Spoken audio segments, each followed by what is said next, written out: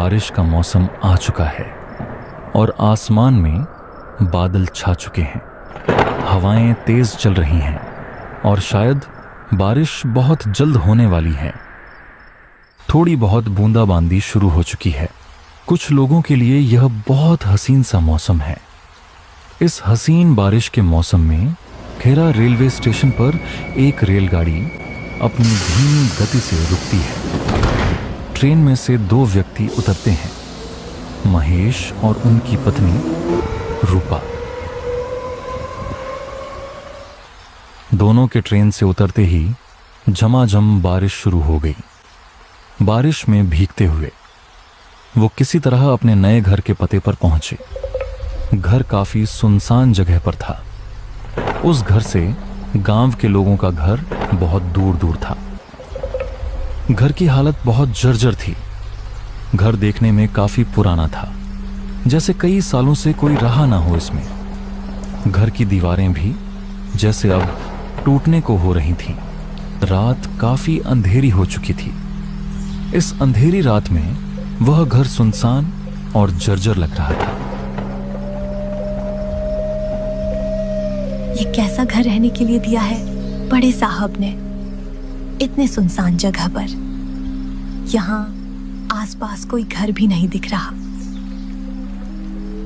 जगह थोड़ी सुनसान तो मुझे भी लग रही है, पर तुम चिंता मत करो। मैं एक बार बड़े साहब से बात करके देखूंगा, शायद कोई दूसरा घर मिल जाए। अभी तो हम यहीं रुक जाते हैं, बारिश भी बहुत हो रही है।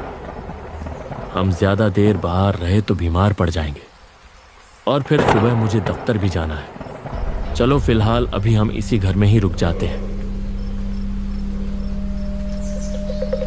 महेश बाबू मूल निवासी दिल्ली के हैं। इन्होंने नौकरी पाने के लिए बहुत मेहनत करी और आखिरकार उनकी नौकरी लगी भी, तो दिल्ली शहर से बहुत दूर बिहार के खेरा गांव में।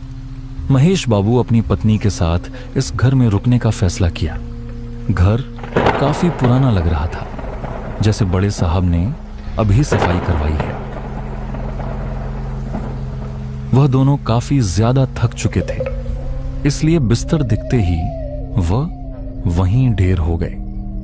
आधी रात का समय था। बारिश तो बंद होने का नाम ही नहीं ले रही थी।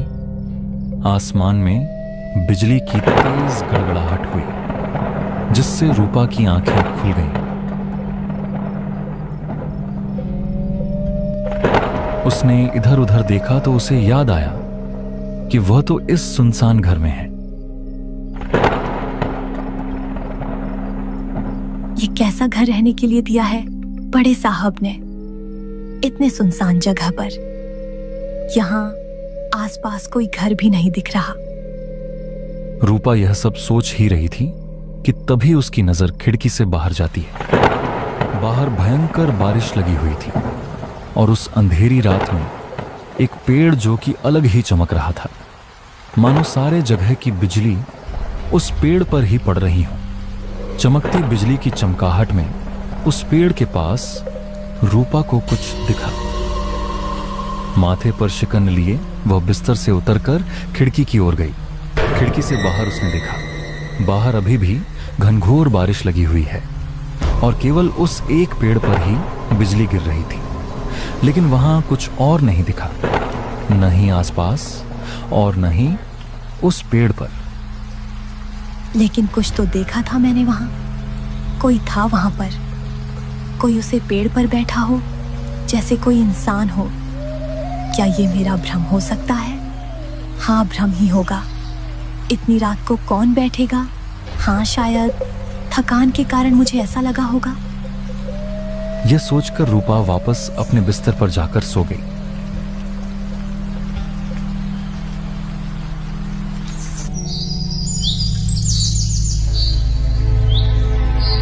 अगली सुबह महेश बाबू ने अपने बड़े साहब से बात की। बड़े साहब, ये घर काफी वीरान जगह पर है। यहाँ पर आसपास कोई घर भी नहीं है। आप हमारे लिए कोई दूसरे घर का इंतजाम कर देते तो। वह दरअसल मेरी पत्नी पेट से है, तो अगर आसपास कुछ घर रहेंगे तो उसका भी मन लगा रहेगा और मेरी चिंता भी कम हो जाएगी। ठीक है महेश बाबू, आप चिंता मत कीजिए। आप मुझे 2 दिन का समय दीजिए, मैं आपके लिए दूसरे घर का बंदोबस्त जल्द ही कर दूंगा।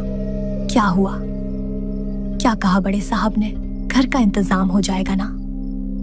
हाँ, हो तो जाएगा, मगर 2 दिन का समय लग जाएगा। क्या 2 दिन तक अब हमें इसी घर में रहना होगा?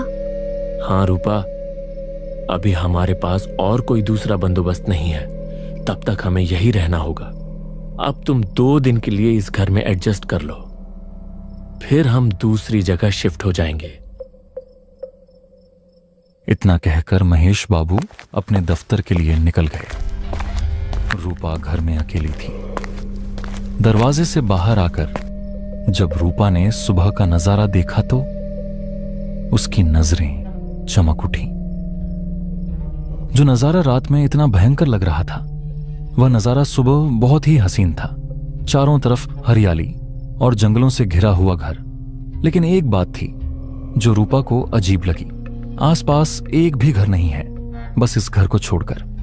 बाहर रूपा थोड़ा टहलने के लिए निकल गई। चलते चलते वह घर से थोड़ी दूरी पर 2-4 घर थे, वहां पहुंच गई। तभी एक बूढ़ी काकी की नजर उस पर गई। बिटिया, तुम तो इस काम की नहीं लगती। तुम्हें यहाँ आज से पहले तो कभी नहीं देखा। हाँ काकी, वह मैं कल रात को ही यहाँ अपने पति से साथ आई हूँ। मेरे पति की यहाँ पर सरकारी आवास में नौकरी लगी है, तो हम यहीं रहने आए हैं। लगता है यही आसपास ही रुकी हो। हाँ काकी, वह जो दूर पीपल का पेड़ दिख रहा है ना, उसके पास जो एक सरकारी कॉटेज है ना, बस वहीं पर अभी रुके हैं। क्या उस पीपल के पेड़ के पास? हाँ काकी, वह जो दूर पीपल का पेड़ दिख रहा है ना, उसके पास जो एक सरकारी कॉटेज है ना, बस वहीं पर अब भी रुके हैं। चली जाओ यहाँ से, वह घर सही नहीं है। छोड़ दो उस घर को, भाग जाओ वहां से, नहीं तो अच्छा नहीं होगा। क्या हुआ काकी, आप ऐसा क्यों बोल रही हैं? बस मैं कह रही हूँ ना, उस घर को छोड़ दो, वरना बहुत पछताओगे। चलो जाओ वहां से, छोड़ दो उस घर को, चली जाओ। इतना कहकर वह काकी वहां से चली गई, किसी चीज से डर गई हो जैसे। काकी की बातों ने रूपा को बहुत असमंजस में डाल दिया था। काकी ने ऐसा क्यों कहा कि यह घर सही नहीं है? और पीपल के पेड़ की बात सुनकर वह इतनी अजीब बातें क्यों करने लगी? माथे पर शिकन लिए रूपा वापस घर आ गई और फिर अपनी खिड़की से उस पेड़ की ओर देखने लगी। काकी ने ऐसा क्यों कहा होगा? ऐसा क्या है इस पेड़ में जो काकी ऐसी बातें कर रही थी? मुझे लगता है इस बारे में मैं कुछ ज्यादा ही सोच रही हूँ। गांव के लोग हैं तो शायद ऐसी बातें कर रहे हैं। मुझे ऐसा नहीं सोचना चाहिए। यह सब बस काकी की एक परिकल्पना है और कुछ नहीं। शाम का समय था। महेश बाबू भी दफ्तर से घर लौट चुके थे। दोनों ने खाना खाया और फिर सो गए। रात के ठीक 3 बजे रूपा को ऐसा लगा जैसे कुछ फुसफुसाहट उसके कानों में सुनाई दे रही है।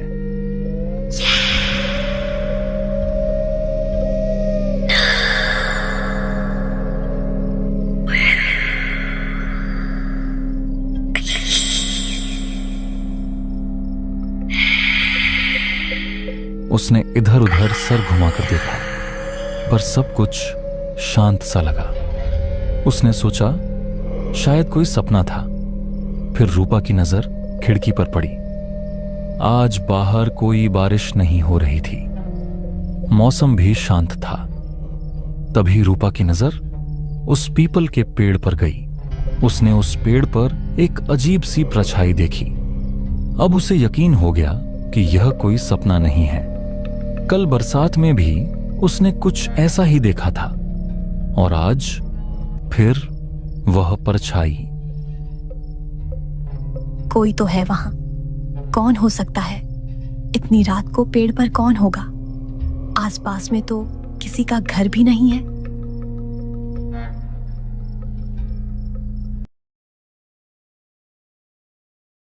रूपा ने दरवाजा खोला और पेड़ की तरफ देखा। पलक भर में ही पेड़ के पास बहुत अंधेरा छा गया था। उसे कुछ साफ साफ नजर ही नहीं आ रहा था। रूपा थोड़ा आगे बढ़ी। चारों तरफ अंधेरा, हल्की धुंध सी थी। उस धुंध में ज्यादा साफ तो कुछ नहीं दिख पा रहा था।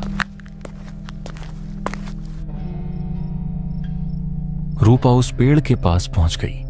उसने पेड़ को इधर उधर चारों तरफ से देखा, मगर पेड़ पर तो कोई नहीं था। अचानक की इतनी धुंध कहां से आ गई? सर्दी का मौसम भी अब भी दूर है, फिर यह धुंध कहां से आई? तभी पेड़ों के पास से एक टिमटिमाती रोशनी हुई, जैसे कोई गहरी आंखें उसे देख रही हों। रूपा की नजर जब उस पर गई तो वह 2 कदम पीछे हट गई। वह बहुत ही भयानक था। कोई इंसान तो नहीं लगता।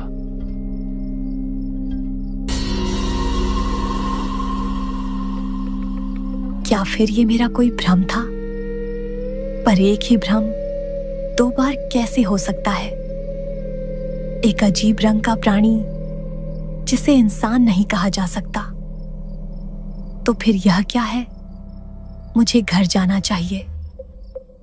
यहां मुझे कुछ सही नहीं लग रहा। रूपा की सांसें अब और तेज हो गईं। रूपा पीछे मुड़कर वापस घर की ओर अपने तेज कदमों से जाने लगी। तभी उसे ऐसा लगा जैसे कोई उसके पीछे पीछे आ रहा है। रूपा बहुत डर चुकी थी। उसने चिल्लाने की कोशिश की, मगर मानो जैसी उसकी आवाज दब सी गई हो। वह दबे पांव जल्दी जल्दी घर के अंदर आ गई और अपना दरवाजा अंदर से बंद कर लिया। रूपा बहुत डरी हुई थी।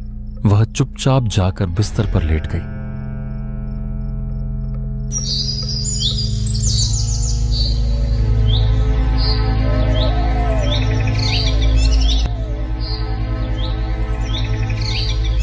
मुझे लगता है वह पेड़ ठीक नहीं है। उस पेड़ में कुछ गड़बड़ है। शायद पेड़ पर कोई भूत रहता है। यह तुम कैसी बातें कर रही हो रूपा? पर मैंने कल कुछ देखा था जो कोई सपना नहीं था, और न ही वो कोई इंसान था। वह कुछ तो था जो बहुत डरावना था। मगर इतनी रात को कौन आएगा? ये कैसी बातें कर रही हो तुम? भूत वगैरह कुछ नहीं होता। तुम ऐसी बातों पर विश्वास कैसे कर सकती हो? तुम तो शहर की पढ़ी लिखी लड़की हो। देखो रूपा, तुम पेट से हो, इसीलिए हो सकता है तुमने कोई बुरा सपना देखा हो। ऐसी हालत में कभी कभी ऐसे सपने आ जाते हैं। जी सपना नहीं था वो, वहां सच में कोई था। मैं यहाँ इस घर में नहीं रह सकती। आप चलिए यहाँ से। देखो रूपा, बस एक दिन की ही तो बात है। हम दूसरा कमरा देख लेंगे। मेरे लिए बस एक दिन और एडजस्ट कर लो। कल हम पक्का दूसरे घर ढूंढ लेंगे। आप समझते क्यों नहीं? हम इस घर में नहीं रह सकते। यहाँ हमारी जान को खतरा है और हमारे बच्चे को भी। आप इसके बारे में तो सोचिए। मैं समझता हूं रूपा, पर तुम भी तो मेरी बात को समझो ना। मैं क्या क्या देखूं? बाहर दफ्तर के काम की इतनी टेंशन, और फिर तुम यहां पर मुझे उलझन में डाल रही हो। तुम मेरी तरफ से भी तो सोच कर देखो। कह रहा हूं ना, बस एक दिन की ही तो बात है। तुम किसी तरह एडजस्ट कर लो प्लीज रूपा, मेरे लिए। इसके आगे रूपा कुछ नहीं कह सकी। महेश बाबू के यह शब्द ने रूपा की आवाज दबा दी हो जैसे। महेश बाबू दफ्तर के लिए निकल गए। आज शायद उसका मन थोड़ा खराब हो चुका था। उधर रूपा भी काफी उदास सी लग रही थी। वो अपने दरवाजे पर आंखें बैठ गई और उस पीपल के पेड़ को निहारने लगी।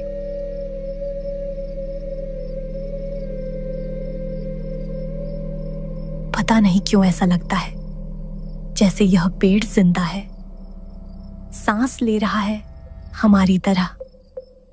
न जाने क्यों मुझे इस पेड़ से एक अजीब सा डर लगता है। पता नहीं कब हमें कोई दूसरा घर मिलेगा।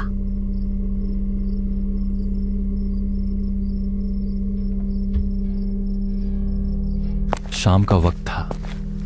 महेश बाबू घर लौट चुके थे। उन्होंने रूपा को आवाज लगाई, पर यह क्या, रूपा की कोई आवाज नहीं आई। महेश ने काफी आवाज लगाई, मगर रूपा का कोई जवाब नहीं आया। ये रूपा कहाँ चली गई? हमेशा तो घर पर ही रहती है, फिर कहाँ गई होगी? फिर उसने अंदर के कमरों में जाकर देखा, मगर रूपा कहीं नहीं थी। तभी महेश बाबू की नजर खिड़की की तरफ गई। पीपल के पेड़ के सामने का दृश्य देखकर महेश बाबू की जान में जान आई। ओ रूपा, तुम उधर क्या कर रही हो? घर में आ जाओ। महेश बाबू की बातों का रूप ने कोई जवाब नहीं दिया। महेश बाबू ने एक बार फिर और आवाज लगाया। महेश बाबू की इतनी आवाज लगाने के बाद भी रूपा की तरफ से कोई प्रतिक्रिया नहीं हुई। महेश बाबू रूपा के पास पहुंचे। रूपा, मैं तुम्हें बुला रहा हूं, तुम इधर आओ। यह कहते हुए महेश बाबू ने रूपा की तरफ देखा, मगर रूपा ने कोई जवाब ही ना दिया, जैसे उसने कुछ सुना ही ना हो। रूपा, मैं तुम्हें बुला रहा हूं, तुम इधर आओ। रूपा, मैं कितनी देर से तुम्हें आवाज लगा रहा था, तुम यहां क्या कर रही हो? जी आप कब आए? रूपा, मैं कितनी देर से तुम्हें आवाज लगा रहा था, तुम यहां क्या कर रही हो? जी वह बस मैं थोड़ी खुली हवा में टहल रही थी। चलो अंदर चलते हैं।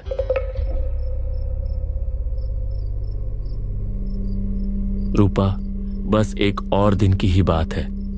मेरी बड़े साहब से बात हो गई है, परसों तक हमें दूसरा घर मिल जाएगा। वह दफ्तर के बिल्कुल पास ही है और वहां पर आसपास में काफी घर भी है, तो तुम्हें वहां रहने में कोई दिक्कत नहीं होगी। यह कहते हुए महेश बाबू ने रूपा की तरफ देखा, मगर रूपा ने कोई जवाब ही ना दिया, जैसे उसने कुछ सुना ही ना हो। रूपा, तुम ठीक तो हो ना? जी हाँ मैं ठीक हूं। तुम वहां क्या कर रही हो? चलो सो जाओ, ज्यादा काम करना तुम्हारी सेहत के लिए अच्छा नहीं है। चलो आ जाओ, अब आराम कर लो। ठीक है। रूपा भी आकर बिस्तर पर लेट गई। आज मौसम भी साफ था। रात के 3 बज रहे थे। अचानक बिजली की तेज गड़गड़ाहट हुई, जिससे महेश बाबू की आंखें खुल गईं।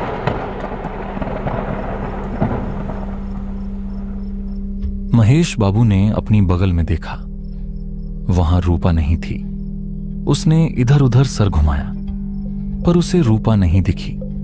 तभी उसका ध्यान खिड़की की तरफ गया और खिड़की की तरफ का दृश्य देखकर महेश अचंभित रह गया। पीपल का पेड़ और उस पेड़ पर बैठी थी रूपा। यह दृश्य देखकर महेश बाबू की आंखें फटी की फटी रह गईं। महेश बाबू दरवाजे पर आए। दरवाजा पहले से खुला था। उन्होंने पेड़ की तरफ दोबारा देखा, लेकिन यह क्या, पेड़ पर तो कोई नहीं था। यह देखकर महेश बाबू अब और ज्यादा घबरा गए। महेश बाबू ने एक बार अपने कमरे की ओर देखा तो वह दृश्य तो और ज्यादा डरावना था। महेश बाबू ने देखा कि रूपा अपने बिस्तर पर लेटी है। महेश बाबू को कुछ समझ नहीं आया, ये क्या हो रहा है। एक बार के लिए तो उन्हें ऐसा लगा कि वो कोई सपना देख रहे हैं। महेश बाबू बहुत उलझन में पड़ गए। महेश बाबू ने दरवाजा बंद किया और जाकर अपने बिस्तर पर सो गए। कुछ ही देर में महेश बाबू गहरी नींद में जा चुके थे। तभी महेश बाबू को ऐसा लगा जैसे कोई उन्हें घूर रहा हो। महेश बाबू इस उलझन में थे कि यह सपना है या कोई सच। जब महेश बाबू ने आंखें खोली, उन्होंने देखा कि वह सपना नहीं सच है। सामने रूपा खड़ी है। उसके पेट पर खून लगा हुआ था। उसके हाथों पर भी खून लगा हुआ था। उसकी आंखें अजीब सी हो गई हैं, जैसा वो रूपा नहीं, एक खूंखार जानवर हो या फिर कुछ और। यह देखकर महेश बाबू का दिल ने मानो जैसे धड़कना ही बंद कर दिया। यह देखकर उन्होंने जोर से चिल्लाने की कोशिश करी, मगर उनकी आवाज अंदर ही दब गई हो जैसे। महेश बाबू का पूरा शरीर अकड़ गया। वह हिलने तक की हालत में नहीं थे। फिर एक जोरदार सीने में जलन के साथ वह बिस्तर से नीचे गिर गए, मानो हार्ट अटैक आया हूं जैसे।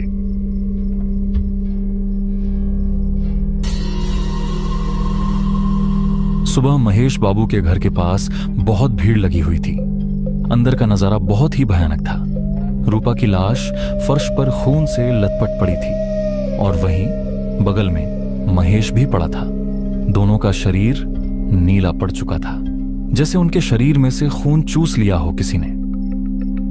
अरे यह वही पीपल के मुंजिया का ही काम है। इनकी ये हालत तो देखो, यहां नहीं आना चाहिए था ही इन्हें। उसके बाद कुछ महीनों तक गांव में सन्नाटा छाया रहा। कोई भी उस कॉटेज में रहने नहीं आया और वह दफ्तर बंद पड़ गया। 6 महीने बाद